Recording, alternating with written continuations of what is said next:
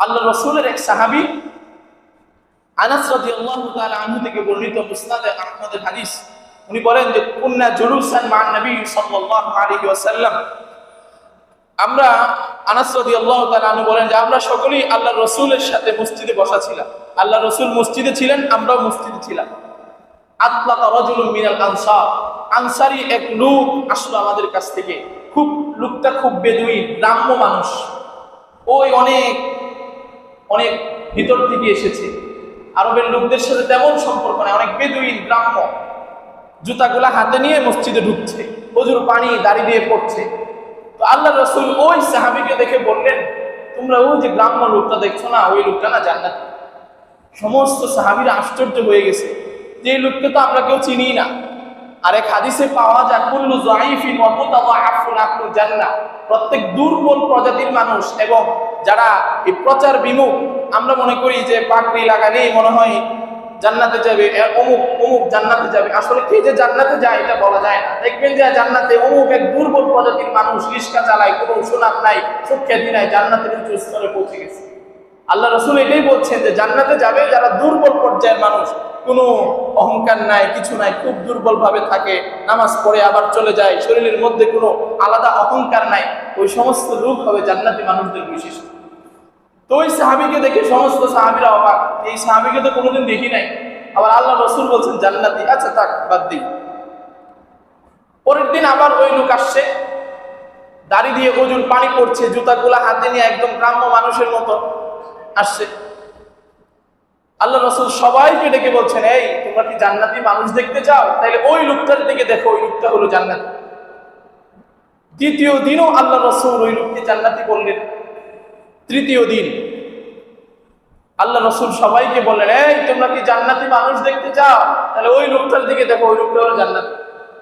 সমস্ত সাহাবীরা হতবাক। আল্লাহ রাসূল যখন কোনো জিনিসের গুরুত্ব বোঝাতে চাইতেন তখন এই জিনিসটাকে 3 বার বলতেন। এবং আমাদেরও নির্দেশনা এটাই আল্লাহ রাসূলের পক্ষ থেকে যে কোনো জিনিস যখন গুরুত্ব বুঝাবেন তখন এই কথাটা 3 বার বলতেন। তো আল্লাহ রাসূল এক সাহাবীকে সমস্ত সাহাবীদের সামনে 3 বার জান্নাতের সার্টিফিকেট দিয়েছে, বলেছেন ওই লোকটা জান্নাতি। এখন সাহাবীরা তো খুবই আশ্চর্য হয়ে গেছে। এখানে আলী আছে, ওমর আছে, ওসমান আছে, অনেক বড় বড় সাহাবী যাদের ব্যাপারে আল্লাহ রাসূল অনেক বড় বড় কথা বলেছেন, যারা কাতিবুল ওহী ছিলেন। ওহী লিখতেন এমন সাহাবী আছে, যে সমস্ত সাহাবী বদরে আছেন, এই গিয়েছেন, সেই সমস্ত সাহাবী আছে, যারা অনেক যুদ্ধ করেছেন, এই সমস্ত অনেক সাহাবী আছে। এই সবার সামনে একটা দুর্বল গরিব পর্যায়ের ওই গ্রাম্য একজন মানুষ, তাকে আল্লাহ রাসূল 3 দিন জান্নাতের সার্টিফিকেট দিয়েছেন। বিষয়টা আসলে কি? তো আল্লাহ রাসূল সাল্লাল্লাহু আলাইহি ওয়াসাল্লামের এই কথা শুনে সাহাবায়ে কেরামের মধ্যে সংখ্যার বিবেচনায় যে সবচেয়ে বেশি ইবাদত করত, ওই সাহাবীর নাম ছিল হযরত আব্দুল্লাহ ইবনে আমির রাদিয়াল্লাহু তাআলা। হযরত আব্দুল্লাহ ইবনে আমির সংখ্যার বিবেচনায় সবচেয়ে বেশি ইবাদত করতেন। কেমন ইবাদত করতেন? উনি সারা রাত্র ঘুমাতেন না, সারা রাত্র আল্লাহর জন্য নামাজ আদায় করতেন, সারা বছর রোজা রাখতেন। এমনকি উনি রাতে একটা কোরআন শরীফ খতম করতেন, দিনে একটা কোরআন শরীফ খতম করতেন।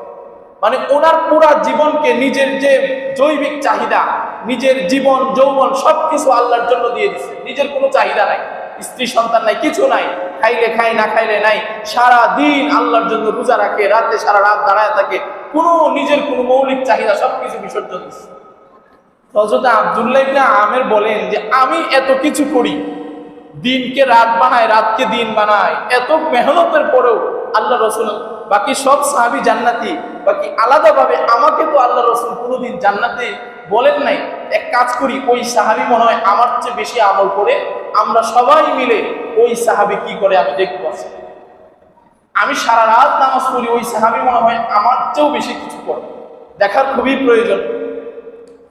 তো হযরতে আব্দুল্লাহ ইবনে আমির রাদিয়াল্লাহু তাআলা আনহু ওই সাহাবীর বাড়িতে রাতে গেলেন, গিয়ে টোকা দিলেন রাতের বেলা যে ভাই আপনার ঘরে কি একটু থাকা যাবে? আমার আব্বার সাথে আমি একটু ঝগড়া করেছি, ঝগড়া করার কারণে আমার আব্বা আমাকে ঘর থেকে বের করে দিয়েছে, তা আপনার ঘরে আমি কিছুদিন থাকতে চাই।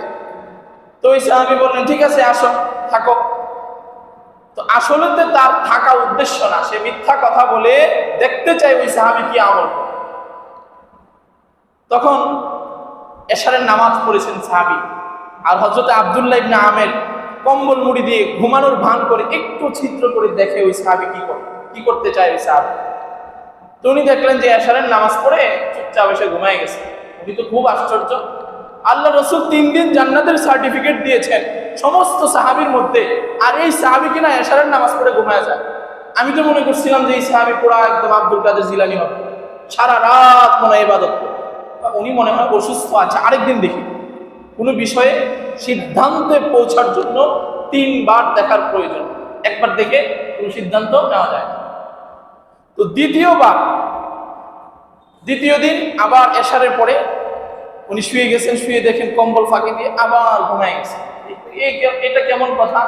আল্লাহ রাসূল বললেন ওই লোক জান্নাতি, আবার তার কোনো বৈশিষ্ট্য দেখছি না, এশারের পরে কোনো আমল নাই, ঘুমায় যায়।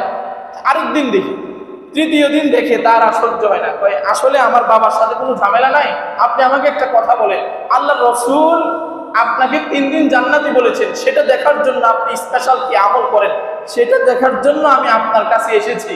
কিন্তু আয়েশা দেখলাম 3 দিনে আপনি স্বাভাবিক ফরজগুলো আদায় করেন, টুকটাক তাহাজ্জুদ করেন, এশারের পরে আয়েশা ঘুমায় যান। বিষয়টা বুঝলাম না, আল্লাহ রাসূল বললেন কি আর আপনি করছেন কি? আপনার কি স্পেশাল কোনো আমল আছে? তখন ওই সাহাবী বললেন যে না, আমার তো কোনো স্পেশাল আমল নাই, আমি তো এরকমই নামাজ পড়ি, খাই দাই, চুপচাপ ঘুমায় যাই, কারোর সাথে কথাবার্তা বলি না, এরকম।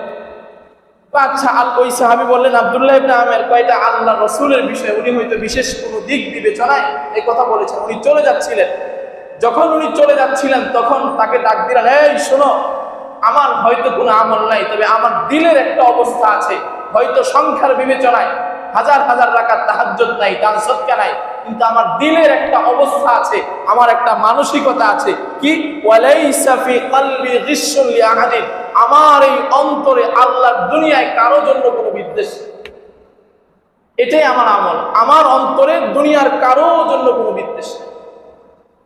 আমার কোনো ভাই যদি রিজিক প্রাপ্ত হয়, আমার কোনো ভাই যদি আমার থেকে অগ্রে বেড়ে যায়, আমার থেকে বেশি ধনী হয়ে যায়, এটার কারণে আমার দিলে কষ্ট লাগে না, এটাই হলো আমার আমল।